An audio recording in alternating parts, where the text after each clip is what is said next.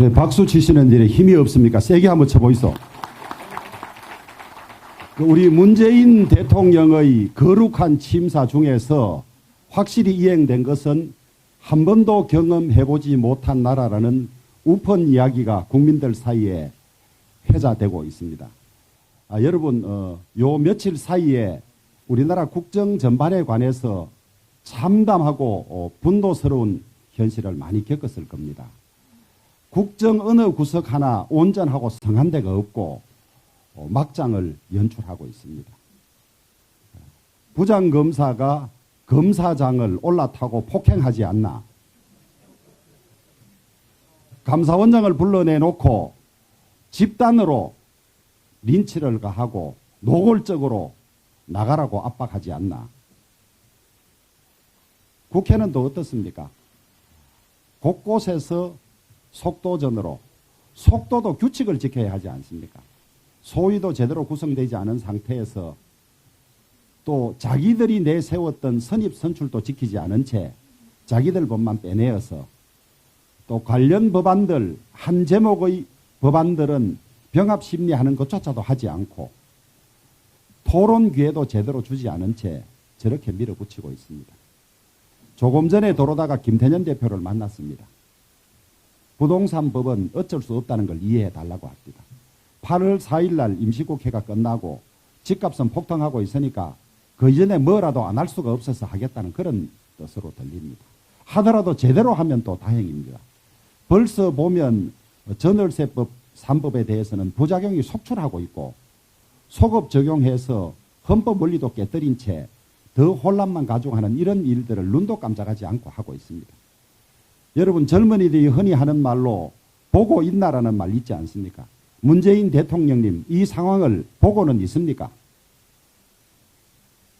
그런데도 자기들 정책 실패를 시인하고 지혜를 구해서 같이 해결할 생각은 하지 않고 느닷없이 2014년에 여야가 합의로 통과시켰던 법 때문에 집값이 폭등했다고 책임을 떠넘기는 이런 일들을 하고 있습니다. 여러분, 또 대북 송금에 관한 비밀협약서 어제 정부가 찾아보니 없다고 했습니다. 그리고 있다면 이명박 박근혜 대통령 시절에 가만히 있었겠냐고 했습니다. 그분들이 그런 문서가 있다면 정권 바뀐 이명박 박근혜 정권에 보도록 남겨두고 나갔겠습니까? 여러분, 그렇지 않습니까? 뿐만 아니라 대북 송금에 관한 특검 판결문에 우리가 2000년 4월 8일 이전 3월 11일과 3월 18일에 베이징에서 북한 당국자들을 만났을 때 우리가 먼저 20만 불 내지 20억 불 내지 30억 불의 SOC 재원을 제공하겠다고 우리가 먼저 2차례나 제안한 걸로 나와 있습니다. 그것이 문서로 남아있지 않겠습니까, 여러분? 뻔한 일을 저렇게 원본에 대한 접근이 쉽지 않을 것이라는 이유로 저렇게 가리고 있습니다. 한 가지 거짓말을 덮으려면 7가지 거짓말을 해야 한다고 하지 않습니까? 진실은 결코 묻히지 않습니다. 여러분, 저는 정부나 박지원 원장의 대응을 봐가면서 국민들과 함께 진실을 밝혀나갈 것이라는 말씀을 드리고 절대 의기소침하지 마시고 우리가 하는 일이 옳은 일이라는 확신을 가지고 국민들께 정중하고 지속적으로 협조를 구하고 이 정권의 폭정과 이것이 나라와 국민에게 어떤 폐악을 끼치는지를 설명해가면 국민들이 저희들을 믿어주고 저희들에게 일을 맡길 때가 오리라고 확신을 합니다. 오늘은 어제에 이어서 이 국회 상황, 국정 곳곳의 폭정에 대해서 우리가 어떻게 대응할지 방향을 정하는 그런 날입니다. 언론에서는 장외투쟁에 본격적으로 나가느냐고 많이 묻습니다. 여러분, 저희들이 이 장외투쟁을 좋아하지도 않지만은 그 가능성을 닫지도 않을 것이라고 저는 그렇게 생각을 합니다.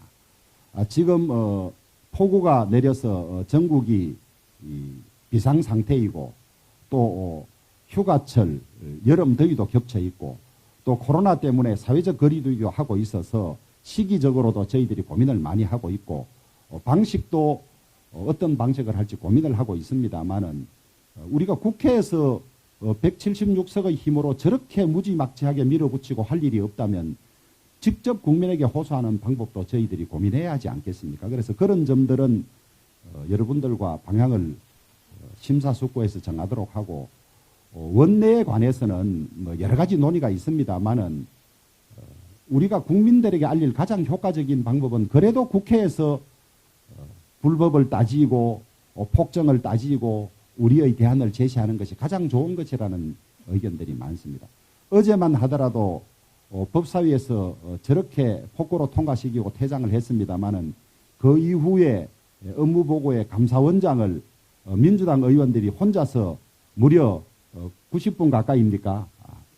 190분 가까이 혼자 하는 그런 상황이 있어서 밖에서는 왜 미래통합당 의원들이 그걸 같이 싸워주지 못하냐는 그런 이야기들이 많아서 어제 의총 이후에 여러 의원님들과 의견을 나누어 본 결과 기회가 있을 때는 절대 놓치지 말고 끝까지 최선을 다하자. 그리고 우리가 가진 헌법과 국회법이 허용하는 범위 안에서 최선을 다해서 우리의 주장을 밝히되 겸손하게 오만하지 않게 또 막말이라는 소리가 들리지 않게 그렇게 하자는 의견이 많았다는 점을 말씀드리고 이후 시간에 여러분 전체의 뜻을 모아주면 그런 방향으로 나가도록 하겠습니다.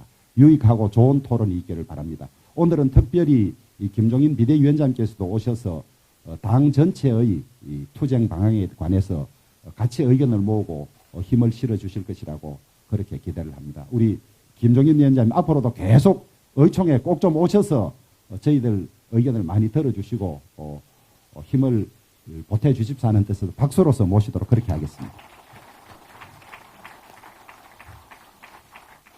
다음은 김종인 우리당